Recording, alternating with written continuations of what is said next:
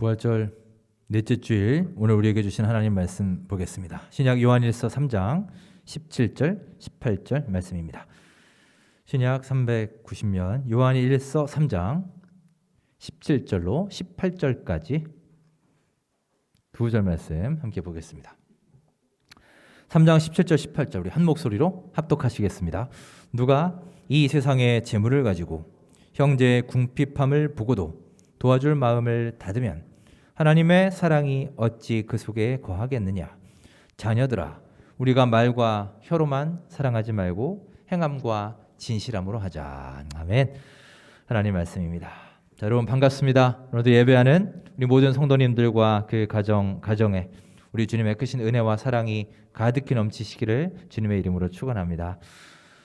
지난 5주간의 우리 정교인 성경 필사가 이제 오늘로 마무리됩니다. 이미 많은 분들이 제출하셨고요. 아마 오늘도 많이들 내실 것이라 생각이 됩니다. 저희 아이들도 이번에 성경을 썼는데 이제 둘째 아이 같은 경우는 썼다기보다는 거의 그리는 수준이죠. 한 절 쓰는데 한 5분, 10분씩 걸리고 그렇게 썼습니다. 쓰면서도 자기도 힘든지 그냥 계속 투덜거리면서 쓰더군요. 내가 이걸 왜 써야 되는 거야? 그러고요. 계속 엄마한테 투덜거리면서도 이제 어젯밤에 보니까 쓰기는 다 쓴 것 같습니다. 팔도 아프시고 우리 눈도 안 좋으신 80대 어르신들부터 이제 막 한글을 뗀 초등학생들까지 한 마음으로 동참하는 모습에 저도 참 기쁩니다. 여러분도 이번에 필사하면서 큰 은혜 받았습니다 말씀하신 분 많이 계신데요. 저도 여러분들이 이렇게 내신 것을 보면서 참 은혜를 많이 받았습니다. 참여하신 모든 성도님들께 진심으로 감사를 드리고 정말 수고 많으셨습니다. 우리 다 같이 수고하셨다고 격려의 박수 한번 보내드릴까요? 예, 여러분 모두 수고 많으셨습니다. 이번에 아마 필사를 처음 하신 분들도 많이 계실 겁니다. 실제로 써보면 느끼는 바가 많이 있으시죠? 그냥 써보지 않고 머리로 생각하는 것과는 다른 점들이 많을 겁니다. 또 우리가 각각 이번에 나누어서 썼죠. 모두 다른 부분을 썼기 때문에 어느 부분을 썼느냐에 따라서 또 느끼는 바가 다를 수도 있을 거라는 생각이 듭니다. 가령 구약의 레위기 쪽을 쓰신 분은 좀 힘드셨겠죠? 계속 규례 얘기, 법령 얘기가 나왔을 겁니다. 염소를 어떻게 잡고 양을 어떻게 잡고 무슨 고기를 먹지 말고 온갖 동물들 얘기가 가득할 것이고요. 또 마태복음 1장 같은 경우는 아브라함이 이삭을 낳고 누가 누구를 낳고 그냥 온통 한 장 전체가 족보 얘기겠죠. 제가 쓴 부분에도 동물이 참 많이 나왔습니다. 그런데 대부분 제가 쓴 동물들은 이게 범상치 않은 동물들이에요. 백마, 표범, 용, 뱀 이런 것들이고요. 얘네들은 막 머리에 뿔도 나고 그랬습니다. 10개씩 뿔이 나고 막 머리가 몇 개씩 되고 그랬어요. 제가 어디를 썼을까요? 네, 요한계시록입니다. 우리 전교인 필사 성경의 제일 마지막 부분을 이제 제가 쓰게 됐습니다. 한편으로는 영광이면서 또 한편으로는 큰 부담도 됐습니다. 저도 이번에 계시록을 쓰면서 와, 진짜 동물도 많고 환상도 많고 보석도 많이 나오고 괴물도 많이 나오고 참 신비로운 책이구나. 이게 읽을 때하고는 또 다른 새로운 감동이 있구나라는 것을 느끼는 시간이었습니다. 아무쪼록 이 성경 필사가 하나의 이벤트나 일회성 행사로 그치는 것이 아니라 여러분들이 말씀과 더 가까워지고 또 말씀을 우리의 삶의 기준으로 삼고 살아가는 좋은 계기요 기회가 될 수 있기를 주의 이름으로 축원합니다. 자, 우리 다시 한번 서로 인사 나누겠습니다. 반갑습니다. 은혜의 시간 되시고요. 예, 주님의 은총 또 말씀의 기쁨 충만하시기 바랍니다. 우리 반갑게 인사 나누겠습니다. 자, 오늘 본문 요한 1서 3장은 우리가 익히 잘 알고 있는 말씀입니다. 사랑에 대한 얘기죠. 잘 알고는 있지만 사실 실천하기 참 어려운 말씀이기도 합니다. 오늘 본문을 좀 더 잘 이해하려면 그 앞에 나온 구절과 비교해서 살펴보면 더 좋습니다. 오늘 17절부터 읽었지만 앞에 16절 말씀을 잘 보시고 어떤 내용이 나와 있는지 함께 읽겠습니다. 16절 말씀 함께 읽겠습니다. 시작.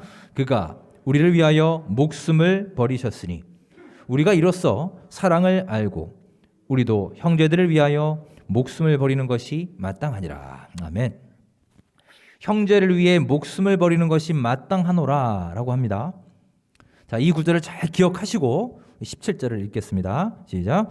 누가 이 세상의 재물을 가지고 형제의 궁핍함을 보고도 도와줄 마음을 닫으면 하나님의 사랑이 어찌 그 속에 거하겠느냐. 아멘. 바로 앞에서는 형제를 위해 목숨을 버려라, 이 엄청난 스케일의 얘기를 하고서는 바로 다음에 재물에 대한 얘기를 하고 있습니다.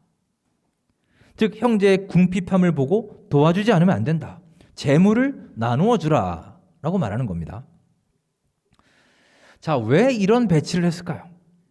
이 두 절, 16절과 17절을 이렇게 이어서 배치한 데에는 어떤 의도가 있지 않겠습니까? 어떤 의도냐? 요한은 이 두 절의 대조를 통해 강조하고 싶은 겁니다. 여러분, 한번 생각해 보십시오. 제가 질문하겠습니다. 우리는 형제를 위해서 목숨을 버리는 일이 더 어렵습니까? 아니면 재물을 나누어 주는 일이 더 어렵습니까? 어떠신가요, 여러분? 네. 사실은 둘 다 어렵죠. 둘 다 쉽지 않습니다. 그러면 이렇게 물어보죠. 여러분은 목숨이 더 중요합니까? 돈이 더 중요합니까? 이거는 좀 쉽죠, 여러분. 이렇게 물어보면 다 목숨이라고 답합니다. 자, 그러면 답이 나온 거 아닌가요? 당연히 우리의 상식으로는 목숨을 버리는 일보다 재물을 나누는 것이 더 쉬워야죠. 그게 정상이지 않습니까? 왜냐? 목숨이 더 중하니까요. 하지만 여러분, 현실은 어떻습니까? 제가 보기에는 꼭 그렇지만은 않은 것 같습니다. 많은 경우에 있어서 우리의 현실은 재물을 나누는 것이 더 어렵습니다. 왜냐? 여러분, 목숨을 버린다라는 것은요, 워낙 큰 일이죠. 그리고 극단적인 일입니다. 실제 우리 삶에서 그런 상황이 일어날 가능성이 적습니다. 자, 여러분, 지금까지 살아오면서 내가 누구를 위해 목숨을 바칠 만한 사건, 누구 때문에 죽을 뻔한 사건이 여러분 몇 번이나 있으셨나요? 다시 말하면 목숨을 버린다라는 것은 냉정하게 말해서 그저 말뿐일 경우가 많은 것입니다. 여러분, 말하는 거 쉽습니다. 목숨을 버리자. 나는 널 위해 목숨을 버릴 수 있어. 구호를 외치는 일은 쉽지만 실제로 내 주머니 속에 물질을 꺼내서 가난한 이웃들 또 형제들에게 나누어 주는 일은 훨씬 더 어려운 일이에요. 왜냐하면 이것은 실제 상황이거든요. 실제로 내 가정 경제에 영향을 미칩니다. 실제로 내 주머니에서 당장 돈이 나갑니다. 가시적으로 내 은행 잔고가 줄어듭니다. 여러분, 따라서 오늘 이 말씀은요, 목숨이라는 것과 물질이라는 것을 대조함을 통해서 우리의 내면을 잘 드러내 보여주는 말씀입니다. 예전에 한 TV 토크쇼에 소통 전문가라는 분이 나오셨습니다. 그런 직업이 있더라고요. 소통 전문가. 그래서 이런 말씀을 하는 것을 들은 적이 있습니다. 우리는 나의 부모님을 하늘만큼 땅만큼 사랑하기는 쉬워도 부모님을 매달 10만 원씩 사랑하기는 어렵습니다. 라는 겁니다. 저는 그 말을 듣고 처음에는 좀 불편하더라고요. 뭐 저런 얘기를 할까, 방송에서. 그것도 소통 전문가라는 사람이. 그랬는데 그날 밤 가만히 생각을 해보니 나도 크게 다르지 않구나. 저 말이 상당 부분 맞구나. 참 가슴 아픈 현실이구나 라는 생각이 들었습니다. 아니, 어떻게 사랑을 물질로만 평가합니까? 말할 수도 있겠지만 여러분, 여기에서는요, 물질이냐 마음이냐의 문제가 아닙니다. 중요한 것은 우리의 사랑이라는 것이요, 그저 관념 속에만 머무를 때가 참 많다라는 거예요. 관념적인 사랑, 표현되지 않은 사랑, 구체화되지 않은 사랑이죠. 오늘 요한일서가 바로 그런 우리의 사랑의 모습을 지적하고 있는 겁니다. 여러분, 엄밀하게 말하면 우리 관념 속에만 머물러 있는 것은 사랑이 아닙니다. 그 관념 속에 있는 것이 또 그런 사랑의 마음이 행함과 실천으로 이루어질 때 비로소 사랑이 되는 것이죠. 그리고 그 행함과 실천의 한 예가 바로 물질이라는 것입니다. 즉, 내 주머니에서 물질을 꺼내 나눔을 실천할 때 비로소 그것이 사랑이 될 수 있는 거예요. 여러분, 사랑은 이렇게 표현되어야 합니다. 꼭 물질이 아니더라도 구체적인 우리의 행위와 실천으로 나타나야 되는 거예요. 영국의 복음주의 설교자인 마틴 로이드 존스 목사님의 한 일화가 있습니다. 이 마틴 목사님과 함께 일하던 사람이 있었는데 그는 평소에 자기는 평화를 위해서라면 무슨 일도 할 수 있다. 나는 기꺼이 죽을 수도 있습니다. 라고 말하면서 우리는 적들을 사랑해야 합니다. 원수까지도 사랑하는 마음을 가집시다. 라고 외치던 사람이었습니다.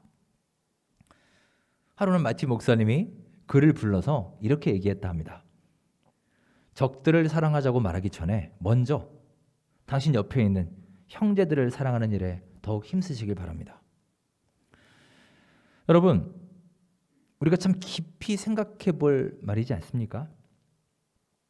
어찌 보면 우리는 적을 사랑하는 것보다 원수를 사랑하는 것보다 형제를 사랑하는 것이 더 어려울 때가 많습니다. 왜냐? 적들을 사랑하는 것은 관념적으로 하는 것이지만 추상적이고, 즉 말로만 해도 될 가능성이 높지만 형제를 사랑하는 것은 그렇지 않잖아요. 실제 행위가 동반되어야 하기 때문입니다. 여러분, 실제로 우리 삶은 어떤가요? 멀리 있는 적들을 사랑하고 세상을 사랑하고 온 인류를 사랑하자고 관념적으로 떠들면서도 정작 바로 내 곁에 있는 형제와 이웃을 사랑하지 못하는 것이 지금 우리들의 모습 아닙니까? 제가 미국에 있을 때 한 세미나를 갔는데 그때 그 한 목사님으로부터, 미국 목사님인데 이런 간증을 하는 것을 들은 적이 있습니다. 어느 날 그 교회 한 성도님이 교회를 떠나게 되었다고 합니다. 이제 시험 들어서 떠나는 거예요. 실족하여 떠나면서 이렇게 얘기했다는 겁니다. 내가 배고플 때 당신들은 인도주의 클럽을 만들어 나의 배고픔을 주제로 토론을 벌였습니다. 내가 병들었을 때 당신들은 무릎을 꿇고 당신들이 건강한 것을 하나님께 감사드렸습니다. 내가 집 없이 떠돌아다닐 때 당신들은 피난처 되시는 하나님에 대한 설교를 했습니다. 하지만 아무도 나를 집으로 데려다 주진 않았습니다. 내가 외로울 때 당신들은 나를 위해 기도한다 하면서 나를 홀로 있게 했습니다. 당신들은 너무나 거룩하고 하나님과 가까이 있으나 나는 여전히 춥고 외롭고 고통스럽습니다. 여러분 어떻습니까? 이게 바로 오늘날 수많은 교회들, 수많은 우리 기독교인들의 문제 아닐까요? 이 현실과의 괴리가 너무나 큽니다. 관념적인 신앙이 되고 있어요.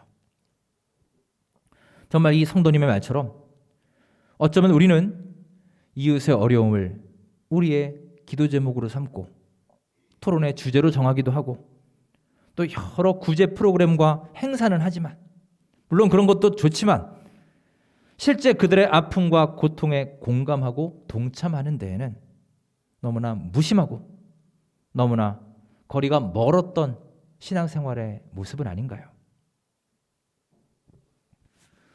우리가 살고 있는 이 현실과 이 세상과의 괴리감을 해소하는 것, 이것을 극복하는 것이 바로 이 시대에 우리 그리스도인들에게 주어진 사명임을 기억하시기 바랍니다.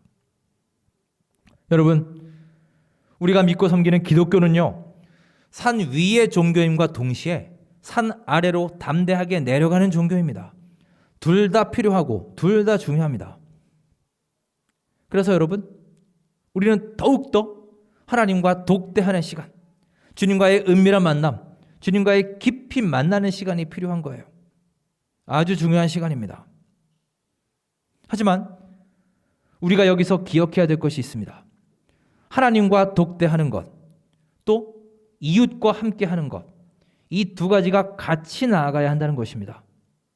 이 둘이 병행될 때 나와 하나님과의 독대, 그 만남이 가치를 갖게 된다는 거예요. 우리 예수님은 어떻게 하셨습니까? 예수님은 이 땅에서 늘 사람들과 함께 하셨죠. 수많은 병자들을 치유하셨습니다. 하나님의 말씀을 전하셨습니다. 그들과 함께 웃고 울고 먹고 마시며 동고동락하셨습니다. 하지만 여러분, 우리가 절대 놓쳐서는 안 되는 예수님의 중요한 삶의 모습이 있습니다. 자, 마가복음 1장에 그 모습이 나옵니다. 우리 함께 화면을 보시고 1장 35절 함께 읽겠습니다. 시작. 새벽 아직도 밝기 전에 예수께서 일어나 나가 한적한 곳으로 가사 거기서 기도하시더니. 아멘. 여러분, 이 말씀을 보시면 우리 예수님의 영적 에너지의 원천을 알 수 있습니다. 즉 예수님은 한적한 곳에 가셔서 기도하셨던 겁니다. 이게 바로 예수님의 위대한 사역의 발전소가 된 것입니다. 바로 이 한적한 곳에서 우리 하나님과 독대하면서 깊이 교류하는 시간이, 그런 만남의 시간이 여러분과 저에게도 반드시 있어야 할 줄 믿습니다. 거기서 얻은 이 영적 에너지를 가지고, 이 영적 자양분을 가지고 그냥 산 위에 편하게 머무르는 삶이 아니라 산 밑으로 이제 내려가는 거예요. 세상으로 내려가야 하는 겁니다.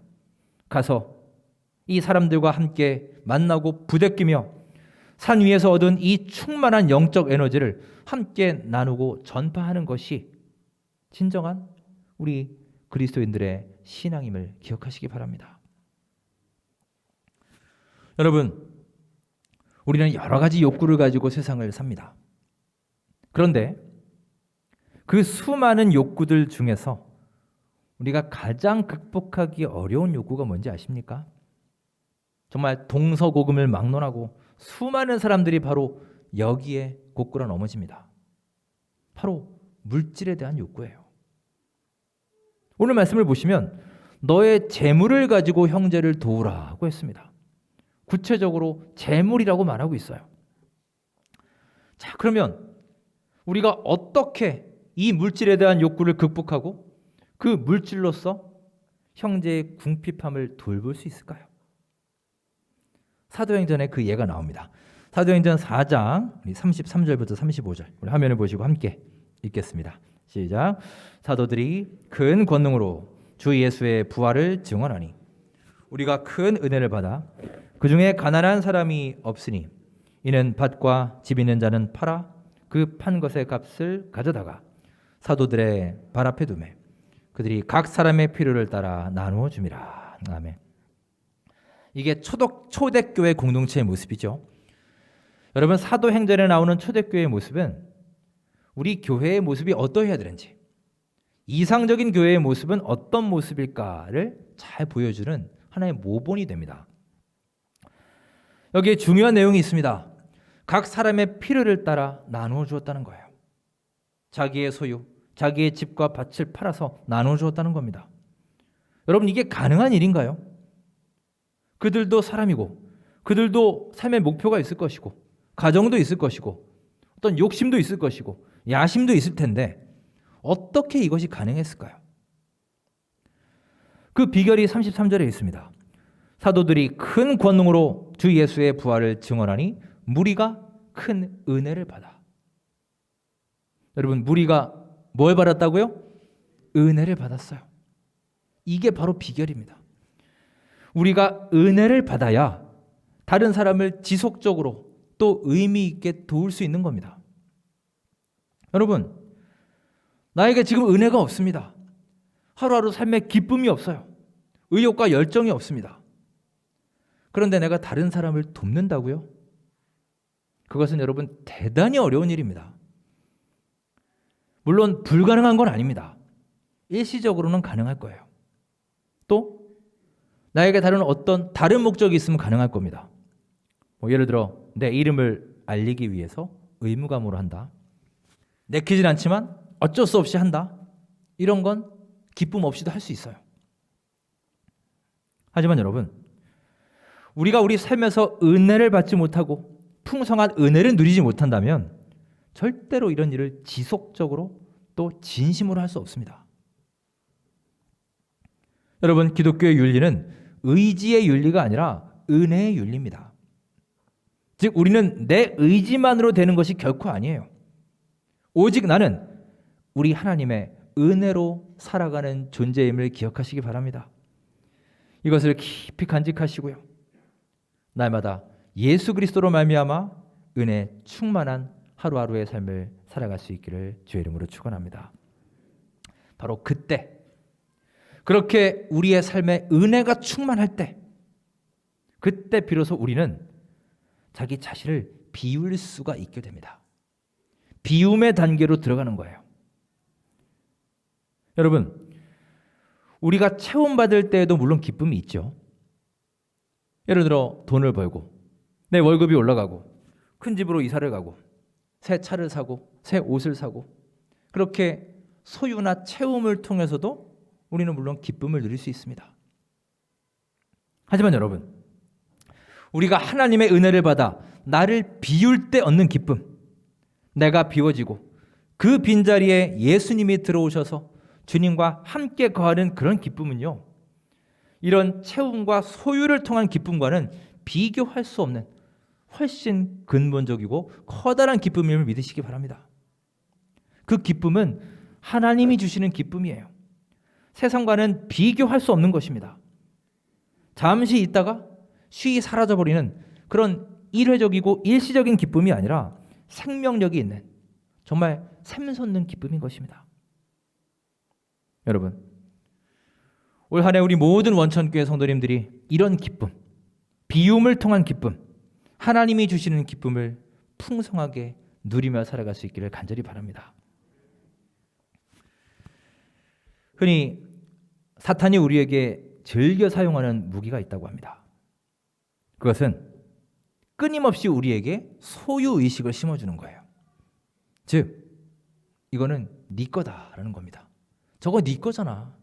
저거 원래 네 거야. 이렇게 생각하게 만드는 거예요. 그래서 우리는 우리의 자녀들도 우리의 자식도 내 거라고, 내 소유라고 생각하고 말하게 하죠.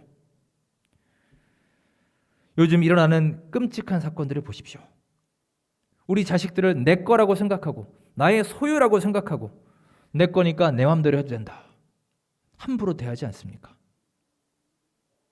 하지만 여러분, 성경은 그렇게 말하지 않습니다. 나의 자녀가 아니라 하나님의 자녀라고 말하고 있어요. 물질도 내 것이 아니라 하나님의 것이라고 말합니다. 나는 그 물질의 소유자가 아니라 내 거가 아니라 하나님이 우리에게 주신 그 물질을 관리하는 이 땅의 청직이라고 말하죠. 여러분, 우리는 그런 믿음, 청지기로서의 믿음과 사명을 가지고 살아야 합니다. 저는 진심으로 우리 원천교회 성도님들이 물질적인 축복을 받기를 원합니다. 그리고 그것을 위해 기도하고 있습니다. 연초에 여러분들이 주신 기도 제목들이 있죠. 올해 안 내신 분들은 작년, 재작년 것들 다 보면서 기도하는데, 저는 사업하시는 분들, 사업의 형통을 위해 기도합니다. 직장 생활하시는 분들, 그 업무와 인간관계에 하나님의 지혜가 임하셔서 직장에서 여러분들이 인정받고 승진도 하고 물질적인 복도 누리시기를 기도합니다. 얼마나 소중한 것입니까? 여러분, 우리 믿는 자들은 내가 속한 곳에서도 인정받을 수 있어야죠. 교회 외에서도 말입니다. 성실함으로, 정직함으로, 온유함으로, 열심으로 인정받는 가운데 여러분이 있는 그곳에서 그리스도의 선한 향기를 베푸실 수 있을 겁니다. 하지만 여러분, 그런 복이 내 개인의 영화와 영달을 위한 것이 아니라 함께 더불어 나누기 위한 복이 될 수 있기를 간절히 바랍니다. 여러분 중에도 그런 기도의 제목을 말씀하신 분이 계시죠. 또 적어주신 분도 계십니다. 저는 올해 수입이 늘어서 하나님께 11조를 많이 드리고 싶습니다. 혹은 저는 올해 구제하고 어려운 사람을 많이 도울 수 있도록 내 사업이 잘 되길 기도합니다. 여러분, 참 아름다운 마음 아닌가요? 우리는 이렇게 하나님께 받은 복을 나 혼자 꼭 움켜쥐고 사는 삶이 아니라 계속해서 전파하고 흘려보낼 수 있는 사람이 되어야 합니다. 올 한 해 여러분과 저의 삶이 축복의 종착지가 아니라 축복의 경유지가 될 수 있기를 간절히 바랍니다. 우리를 통해서 하나님의 그 풍성한 은혜와 복이 계속해서 전파되고 나누어지는 삶의 모습이에요. 이 얼마나 귀한 삶입니까? 그래야 우리가 물질로 인해 교만해지지 않고 물질로 인해 쓰러지지 않는 거예요. 사랑하는 여러분, 올 한 해 무엇보다 사랑을 실천하는 우리 모두의 삶이 될 수 있기를 바랍니다. 이제 더 이상 입으로만 외치는 사랑, 말과 혀로만 하는 사랑, 구호로만 떠드는 관념적인 사랑이 아니라 행함과 진실함이 동반된 사랑, 예수님이 친히 이 땅에서 우리에게 보여주셨던 그 진실한 사랑을 본받아 하루하루 우리 주 예수님의 삶을 닮아가는 여러분과 저의 삶이 될 수 있기를 주님의 이름으로 축원합니다. 기도하겠습니다. 사랑의 하나님, 저희들을 진심으로 사랑해 주심에 감사드립니다. 이 땅에서 본을 보여주신 예수님의 사랑을 본받아 말과 혀로만 사랑하는 것이 아니라 행함과 진실함으로 사랑의 열매를 맺고 그리스도의 선한 향기를 바라는 복된 삶으로 인도하옵소서. 우리에게 베푸신 하나님의 크신 은혜와 사랑을 늘 간직하고 이 땅에서 전파하고 나누는 축복의 통로, 은혜의 통로가 되게 하여 주옵소서. 예수님의 이름으로 감사하며 기도드립니다. 아멘.